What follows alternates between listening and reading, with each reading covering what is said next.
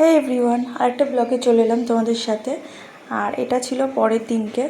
তো আজকে যাব মন্দিরে পুজো দিতে।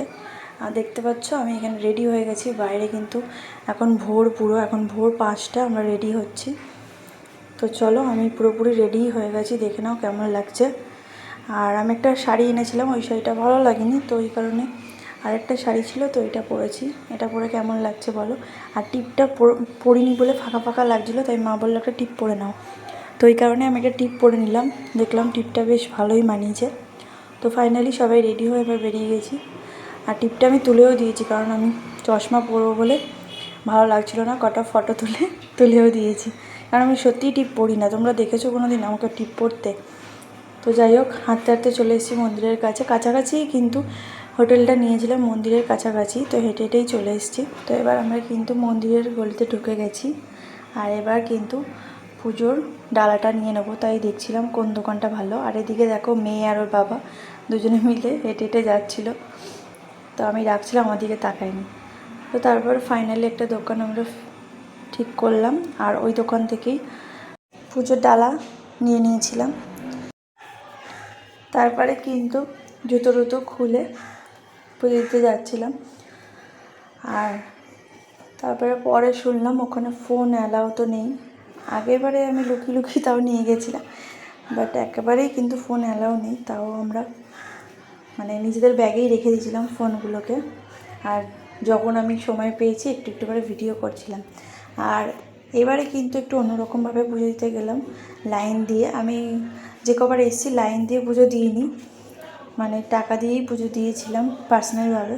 কিন্তু এই যে লাইন দিয়ে পুজো দেওয়ার একটা আলাদা রকমের শান্তি। তাতে আমার 2 ঘন্টা লাগুক 3 ঘন্টা লাগুক, কিন্তু এই যে শান্তি করে পুজো দেওয়াটা, লাইন না দিলে হয়তো বুঝতেই পারতাম না। তো যাই হোক, প্রচুর কিন্তু লাইন পড়েছিল। আর শুনছিলাম এখানে যে পুকুরটা ছিল সামনে, ওটা নাকি বন্ধ করে দেবে। তো অনেক কিছুই চেঞ্জ হয়েছে, অনেক দিন পর আসছি ওই জন্য। তো চলো, এখন অনেকটা লাইন, ওই অবধি যেতে হবে। আর মাঝে মাঝে ফোনটা বের করে একটু ভিডিও তুলছিলাম। এই যে মেনলি উপরে এসে এইটুকুনি ভিডিওটা তুলেছিলাম। তারপরে কিন্তু বেরিয়ে গেছিলাম পুজো দিয়ে, দেখতেই পাচ্ছ। আর প্রচণ্ড গরম, যেরকম সেরকম রোদ্দুরও পড়েছিল, প্রচুর রোদের তেজ। মুখগুলো দেখছো জ্বলছে পুরো একদম।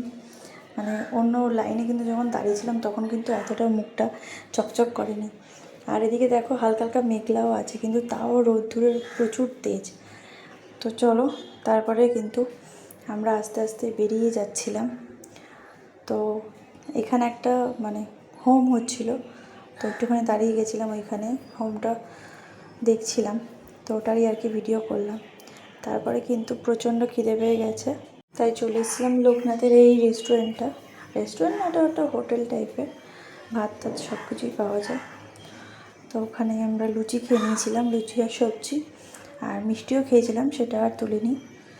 তারপরে কিন্তু বেরিয়ে একটুখানি ঠাকুরের জন্য যে ভোগ প্রসাদ হয় না, যেগুলো চিড়ে, খই, মুরগি, এগুলো কিনে নিয়েছিলাম সাথে। তো ওগুলো নিয়েই হোটেলে ফিরে এসেছিলাম। তো ফাইনালি দেখতে পাচ্ছ এই যে। তো এবার আমরা রুমে ঢুকে যাচ্ছি। তো চলো, সবাইকে আজকের অবধি এই অবধি টাটা। আর যারা যারা তারাপীঠে আসেনি অবশ্যই এসে ঘুরে যেও।